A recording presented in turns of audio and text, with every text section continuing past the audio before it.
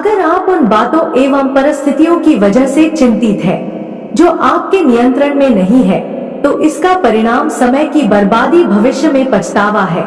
जो हो रहा है उसे होने दो। ईश्वर ने तुम्हारी सोच से भी बेहतर और अच्छा तुम्हारे लिए सोच रखा है।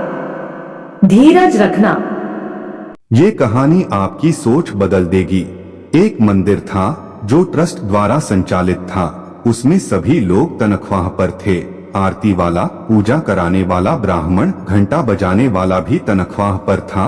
घंटा बजाने वाला आदमी आरती के समय पूरे भक्ति भाव में इतना मगन हो जाता था कि होश में ही नहीं रहता था। वह पूरे भाव से स्वयं का काम करता था। मंदिर में आने वाले सभी भक्त भगवान के साथ साथ घंटा बजाने वाले व्यक्ति के भाव के भी दर्शन करते थे। अपने काम के प्रति निष्ठा के कारण उसकी भी वाहवाह होती थी। एक दिन मंदिर का ट्रस्ट बदल गया और नए ट्रस्टी ने ऐसा आदेश जारी कर दिया कि अपने मंदिर में काम करने वाले हर व्यक्ति का पढ़ा लिखा होना जरूरी है और जो लोग पढ़े लिखे नहीं है उन्हें निकाल दिया जाएगा। घंटा बजाने वाले भाई को इस नए ट्रस्टी ने कहा कि तुम अपनी आज तक की तनख्वाह ले लो और कल से तुम नौकरी पर मत आना। उस घंटा बजाने वाले व्यक्ति ने कहा, बाबूजी, भले ही मैं पढ़ा लिखा नहीं हूँ परंतु इस कार्य में मेरा भक्त भाव भगवान से जुड़ा हुआ है। आप मुझे काम से मत निकालो। ट्रस्टी ने कहा, देखो तुम पढ़े लिखे नहीं हो इसलिए तुम्हें रखा नहीं जाएगा। दूसरे ही दिन मंदिर में नए लोगों को रख लिया गया, परंतु आरती में उपस्थित भक्त जनों को अब पहले जैसा मजा नहीं आता था। घंटा बजाने वाले व्यक्ति की सभी को कमी महसूस होती थी।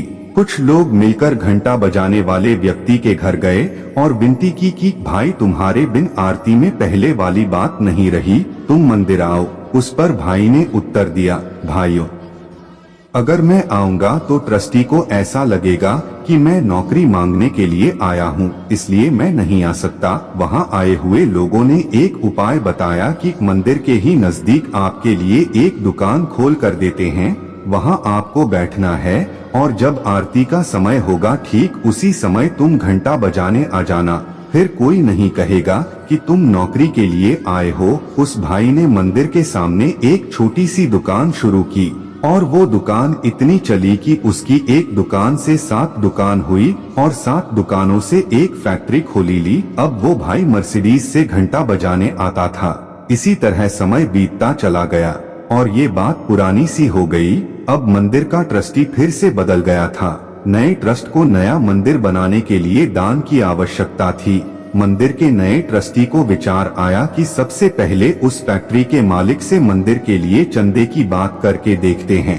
ट्रस्टी फैक्ट्री मालिक के पास पहुंचा और मंदिर के लिए दान की बात की। ट्रस्टी ने फैक्ट्री मालिक को बताया कि 7 लाख का खर्चा है।